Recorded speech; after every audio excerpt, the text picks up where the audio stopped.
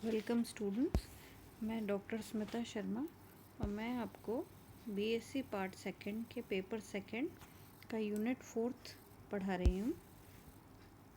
इस यूनिट में हमने पिछली बार पढ़ा था कि हम लिक्विफिकेशन ऑफ गैसेस, चैप्टर का नाम है लिक्विफिकेशन ऑफ गैसेस। हमने पिछली बार पढ़ा था कि हम क्या लिक्विफिकेशन गैसेस का लिक्विफिकेशन क्यों करते हैं और उसके जो उसमें प्रयुक्त जो हमारे कॉमन विधियां हैं उनके नाम हमने पढ़े थे। साथ ही साथ हमने कैस्केड का जो सिद्धांत है उसको पढ़ा था और कैस्केड के सिद्धांत का उपयोग करते हुए हम ऑक्सीजन गैस को कैसे द्रवित कर सकते हैं इसके बारे में हमने पढ़ा था। लेकिन हमने ये देखा था कि कैस्केड का सिद्धांत हालांकि ऑक्सीजन गैस को लिक्विफाई कर पाता है, नाइट्रोजन गैस को भी वो लिक्विफाई करने में सक्षम है, लेकिन उससे लोअर टेम्परेचर वाली जो क्रांतिक ताप वाली जो गैसें हैं जैसे हाइड्रोजन, हीलियम, उनको वो नहीं लिक्विफाई नहीं कर पाता था। तो आज हम एक दूसरा मेथड देखेंगे। वो ये जो मेथड है कैस्केड का सिद्धांत, वो कैस्केडिंग, ये हमारा हालांकि मेथड अच्छा है, सरल है और महंगा भी कम है, लेकिन जब हम लार्ज स्केल पर ऑक्सीजन या नाइट्रोजन को लिक्विफाई करना चाहते हैं तो वो हमारे लिए ये बेटर ऑप्शन नहीं है। तो आज हम एक दूसरा मेथड पढ़ेंगे, वो है हमारा मेथड ऑफ रीजनरेटिव कूलिंग, पुनर्निवेशी शीतलन विधि। सबसे पहले हम इसके सिद्धांत पर गौर करते हैं। तो यह विधि जूल थॉमसन इफ़ेक्ट पर आधारित है। अब जूल थॉमसन इफ़ेक्ट पर आधारित है तो इसका मतलब क्या हुआ है कि हमने जूल थॉमसन इफ़ेक्ट में पढ़ा था कि यदि किसी गैस का ताप उसके व्युत्क्रमण ताप से कम हो, है ना। व्युत्क्रमण ताप हमने पढ़ा था। व्युत्क्रमण ताप क्या है? वो टेम्परेचर है जिससे लोअर टेम्परेचर पर अगर कोई गैस है तो पोरस प्लग से गुजरने के बाद वो हमेशा ठंडी हो जाएगी, और अगर व्युत्क्रमण ताप से वो अबव टेम्परेचर पर है तो पोरस प्लग से गुजरने के बाद उसमें तापन प्रभाव दिखाई देगा। तो जूल थॉमसन इफ़ेक्ट के आधार पर हमने ये चीज़ पढ़ रखी है कि यदि गैस का ताप उसके व्युत्क्रमण ताप से कम हो तो जूल थॉमसन जो प्रसार से गैस को ठंडा किया जा सकता है। गैस का अच्छा, दूसरी चीज़ हमने और ये सिद्धांत में ये चीज़ और देखी थी कि गैस का प्रारंभिक ताप जितना कम होगा, जूल थॉमसन प्रभाव से गैस को उतना ही अधिक ठंडा किया जा सकता है। अतः यदि उस गैस पर जूल थॉमसन प्रभाव की क्रिया बार बार दोहराई जाए तो वो ठंडी होकर साधारण दाब पर ही द्रवित हो जाती है। इसे पुनर्निवेशी शीतलन का सिद्धांत कहते हैं। तो अब आपके इकट्ठा इसको हम कर लेते हैं कि जो मेथड ऑफ रीजनरेटिव कूलिंग क्या है। सबसे पहले it is based on Joule Thomson effect, and by Joule Thomson effect we know if the temperature of gas is below temperature of inversion of its temperature of inversion, then gas can be cooled down through Joule Thomson expansion. Also we know that if initial temperature of gas is lower, then the due to Joule Thomson effect, gas will be cooled more. So by repeating the Joule Thomson effect process again and again, the gas can be cooled at normal temperature to such an extent that it gets liquefied. This process is called method of regenerative cooling. सबसे इस विधि से वायु को द्रवित किया गया था। सबसे पहले ये जो मेथड यूज़ किया गया है ये हमारे वायु को द्रवित करने के लिए यूज़ किया गया था। अब इस मेथड को हेम्सन ने इस विधि को अपनाया था। तो हम इस विधि जो हेम्सन ने जिस विधि को फॉलो किया, हम उसी मेथड को यहाँ पर समझेंगे। तो हम सबसे पहले एक डायग्राम देखते हैं। इस डायग्राम ये हम क्या कर रहे हैं, हम वायु को द्रवित करने की विधि को अपना रहे हैं। अब इसके अंदर देखिए, ऊपर अगर आपको दिखाई दे रहा है तो इसके अंदर हमने ऊपर एयर लिख रखा है, यहाँ से एयर एंटर होती है। उसके नीचे अगर हम चलें तो एक चैम्बर है जिसमें पिस्टन है, पिस्टन के लिए पी लिखा हुआ है। एक चैम्बर है, इसमें एयर सबसे पहले एंटर होती है। उसके पश्चात एक नली में से होती हुई वो एक दूसरी नली, सर्पिलाकार नली तक पहुंचती है। लेकिन सर्पिलाकार नली से पहुंचने से पहले एक और बड़ी ट्यूब में से वो होकर गुजरती है जिसमें लगातार पानी बह रहा है। अब जब सर्पिलाकार, इसके बाद आपको दिखाई दे रही है एक सर्पिलाकार नली है, और सर्पिलाकार नली के नीचे एक छोटा सा छिद्र है या नोज़ल है जिसको हमने एन से डिनोट किया है, और उसमें से गैस वापस बाहर निकलती है। बाहर निकलने के बाद वो सी नली में से होकर गुजरती है, और तो यहाँ कहीं रास्ता नहीं है, सी में से होकर गुजरती है और पुनः वो पी चैम्बर में पहुँच जाती है। तो कुछ ये प्रोसेस है। पी से वो इस वाटर रिजर्वॉयर में से होती हुई बी के अंदर आती है, बी से एन में से पुनः निकलती है, पुनः निकलने के पश्चात वह सी से होती हुई वापस पी के पास पहुंच जाती है। तो कुछ हमारा ये पूरी प्रोसेस हमारी चल रही है। तो अब हम क्या समझना चाहते हैं, हम इसके अंदर एक सेकेंड, अच्छा एक चीज़ और है, इसमें हमने नीचे की ओर क्या देखा है, हमने इसमें नीचे ही एक लिक्विड फॉर्म दे रखा है और वॉल्व के थ्रू उसको एक देवाल फ्लास्क में कलेक्ट कर लिया गया है। अब इस हम पूरी प्रोसेस को समझेंगे, इसमें क्या होता है। तो सबसे पहले वायु को जब एंटर कराते हैं उससे पहले हम उनको ऐसे पात्रों में से गुजारते हैं जिसमें कास्टिक पोटाश तथा जलीय वाष्प सोखने वाले पदार्थ रखे होते हैं।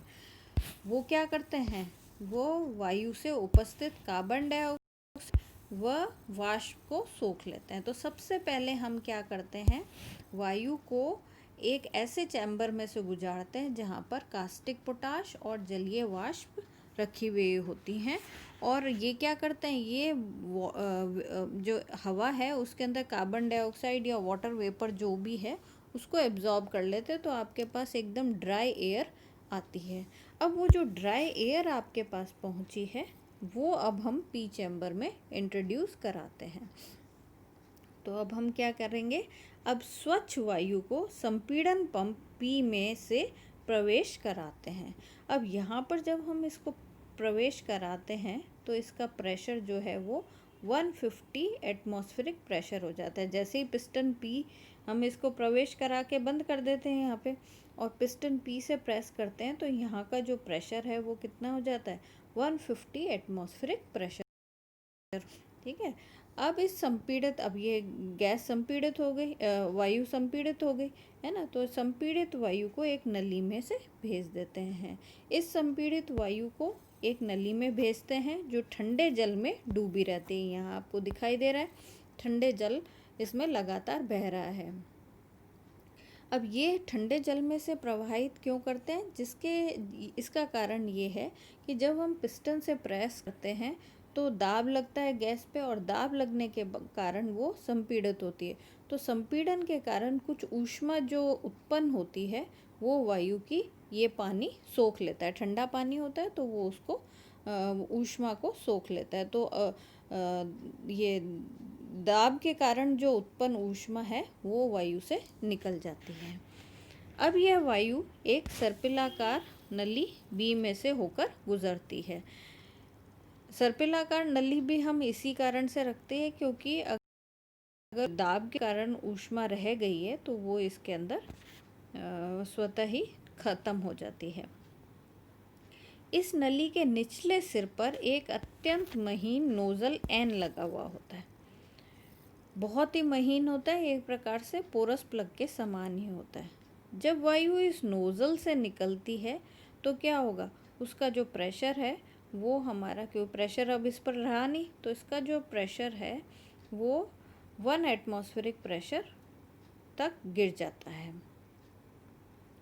तो 1 एटमॉस्फेरिक प्रेशर तक गिर जाता है तो क्या हो गया, वो हाई प्रेशर रीजन से लो प्रेशर रीजन में आ गई, उच्च दाब के क्षेत्र से निम्न दाब के क्षेत्र में आ गई, और एक नोज़ल महीन नोज़ल से गुजरती है। तो इसमें क्या हो गया, इसमें जूल थॉम्सन प्रभाव होता है, और जूल थॉम्सन प्रभाव के कारण वो ठंडी हो जाती है। ठीक है, तो जब वायु इस नोज़ल से निकलती है तो इसका दाब 1 एटमॉस्फेरिक प्रेशर तक गिर जाता है तथा जूल थॉम्सन प्रभाव से वो ठंडी होती है। अब वायु ठंडी हो गई, ठंडी होने के बाद वो वापस ऊपर उठती है ना, ऊपर उठती है। अब ऊपर यहाँ इधर तो कहीं रास्ता नहीं है, तो वो सी नली में से होकर गुजरती है। अब यह ठंडी वायु ऊपर की ओर उठती है तथा नली बी की वायु को और ठंडा कर देती है। अब जब वो ऊपर उठती है तो वो इस नली बी की वायु के जो नली है इसके संपर्क में आती है और इसके अंदर की वायु को और ठंडा कर देती है, और ये जो वायु है वो फिर सी में से होती हुई पुनः पंप पी में पहुंच जाती है, और ये प्रक्रिया फिर शुरू हो जाती है। अब क्या होगा, ये पी पे पहुंचेगी, उसके बाद वापस पिस्टन से दाब लगाया जाएगा जिससे उसका वापस वो उच्च दाब हो जाएगा, 150 एटमॉस्फेरिक प्रेशर आ जाएगा। उसके बाद वो पुनः इस नली में से होती हुई बी में से गुजरेगी और फिर वापस ये सारी प्रक्रिया दोहराई जाती है। तो इस प्रकार ये प्रक्रिया पुनः शुरू हो जाती है, और एक बार जब इस प्रोसेस से गुजरती है तो गैस अत्यधिक ठंडी होकर द्रवित होना शुरू हो जाती है, जिसे हम वाल्व खोल के देवार फ्लास्क में एकत्र कर लेते हैं। तो ये पूरी विधि जो है ये हमारी विधि कहलाती है process of regenerative cooling, method of regenerative cooling या पुनर्निवेशी शीतलन की विधि। इसमें हमने क्या करा, जूल थॉम्सन प्रभाव को बार बार काम में लेकर वायु को इतना ठंडा कर दिया कि वो सामान्यतः ही द्रवित हो गई। इसके अंदर हम एक इफ़िशियंसी निकालते हैं। हमें पता है कि जो जूल थॉम्सन प्रभाव है उस प्रोसेस के अंदर एक क्वांटिटी है जो कांस्टेंट रहती है, वो कांस्टेंट क्वांटिटी है हमारी एंथैल्पी। एंथैल्पी क्या होती है, किसी भी बॉडी के अंदर वह ऊष्मा की मात्रा होती है जिससे हम यूज़फुल वर्क में कन्वर्ट कर सकते हैं। It can be converted into useful work. तो ऊष्मा का वही हिस्सा जिसको हम वर्क में कन्वर्ट कर सकते हैं वो होती है, और ये पूरी इस प्रोसेस में कांस्टेंट रहती है। तो हम इसकी अगर इस प्रोसेस की दक्षता निकालना चाहें तो हम ये मान सकते हैं कि let enthalpy before passing through plug is HI of unit mass of gas. ठीक है, हमने ये मान लिया कि मान लो प्लग में से गुजरने से पहले जो यूनिट मास ऑफ गैस है उसकी एंथैल्पी HI है, और उसमें से जब गैस नोज़ल में से निकलती है तो उसमें से X हिस्सा तो लिक्विड बन जाता है, लिक्विफाई हो जाता है या द्रवित हो जाता है, और बाकी का 1 - X हिस्सा गैशियस फॉर्म में रहता है। तो X जो हिस्सा जो द्रवित हो गया उसकी एंथैल्पी माना HL है, और जो बाकी बचा हिस्सा है माना उसकी जो एंथैल्पी है वो HF है। तो जूल थॉम्सन क्या कहता है कि एंथैल्पी जो है वो कांस्टेंट होती है, तो HI बराबर XHL प्लस 1 - X HF लिख सकते हैं। इस प्रोसेस को हम सॉल्व करके x का मान निकाल सकते हैं, जो कि प्राप्त होता है x बराबर HF - HL upon HF - HI। अब अगर हम इसको देखें तो हमारे को क्या नज़र आता है कि अगर HI का मान बहुत छोटा है तो x का मान बहुत बड़ा होगा, है ना। तो इसका मतलब अगर आपको दक्षता इस एक्सपेरिमेंट में दक्षता ज़्यादा चाहिए तो HI जो है वो मतलब x अगर बड़ा चाहिए तो HI का मान छूना चाहिए। तो ये हमारे रीजेनरेटिव कूलिंग का पार्ट है। अब हम इसके अंदर ये तो हमने वायु का लिक्विफिकेशन किया। अब हम इसके अंदर आगे हाइड्रोजन को द्रवित करना चाहते हैं।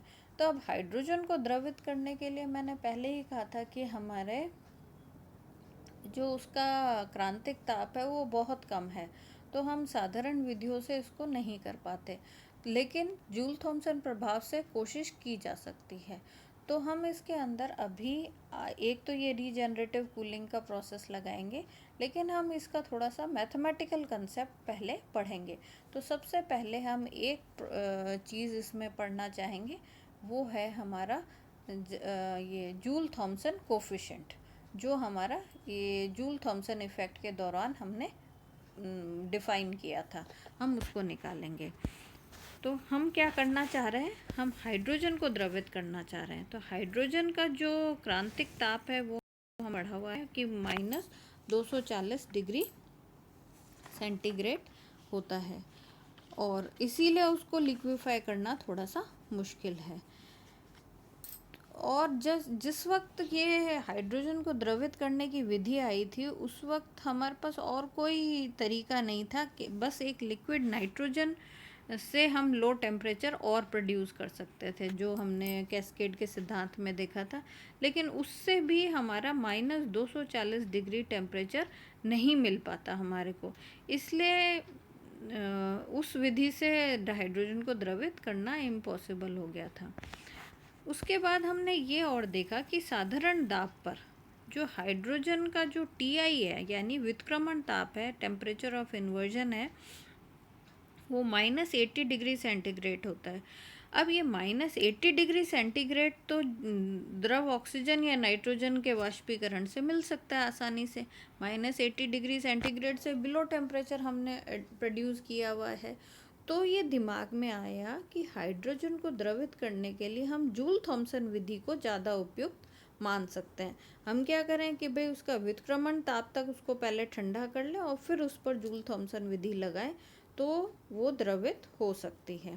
तो हम अब इसके अंदर सबसे पहले ताप में जो दाब के साथ परिवर्तन है, उसको जो जूल थॉमसन इफ़ेक्ट में हम डिफ़ाइन करते हैं, उस पैरामीटर पर जाते हैं। तो हम इसको अभी मैथमेटिकल समझ रहे हैं और फिर हम इसकी विधि करेंगे।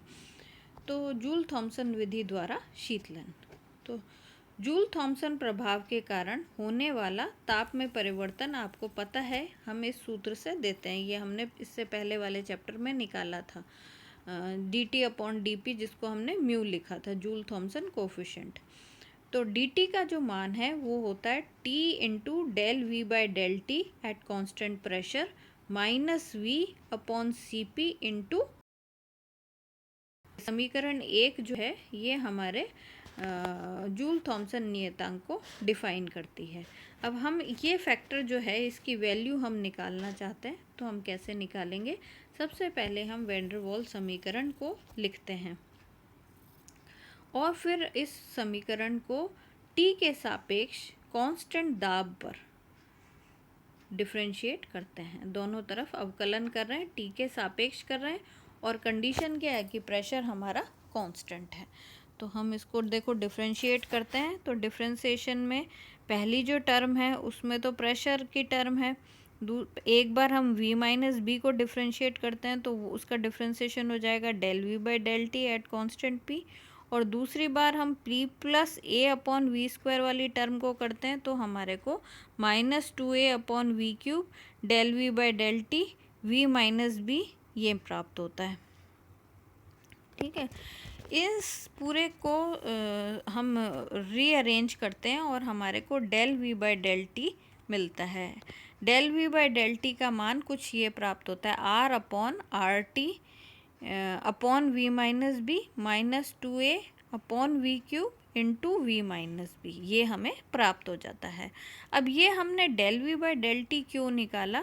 क्योंकि देखो आपको ऊपर जो समीकरण है उसमें क्या है, dt का जो मान है वो T × del v/del t -v/Cp।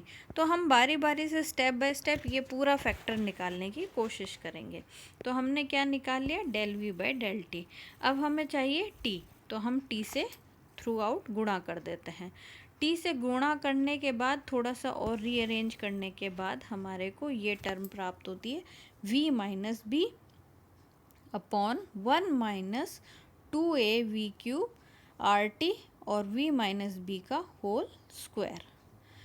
अब ये जो डिनोमिनेटर की जो टर्म है इसको हम न्यूमरेटर में ले जाते हैं। न्यूमरेटर में ले जाएंगे तो इसकी पावर हो जाएगी -1, है ना, जैसा कि आपको नीचे समीकरण में दिखाई दे रहा है। अब उसके बाद हम क्या करते हैं, उसके ऊपर बायनोमियल थ्योरम लगा देते हैं। तो बायनोमियल थ्योरम के कारण आपकी सीरीज एक्सपेंशन हो जाएगा, उसमें हम हायर टर्म्स को छोड़ देते हैं।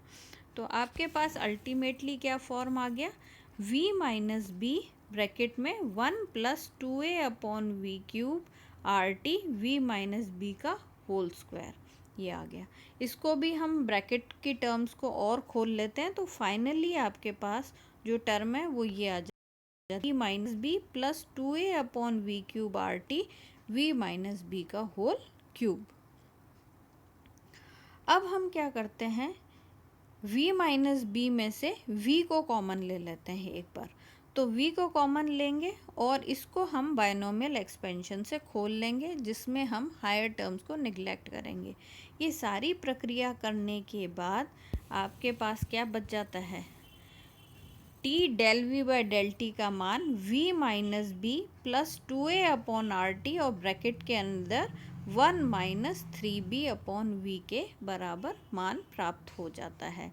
इसको भी हम ब्रैकेट की टर्म को खोल लें तो हमारे पास ultimately t into del V by del T at constant p कितना मिला, v minus B plus 2a upon R T minus 6ab upon R T V प्राप्त हो गया।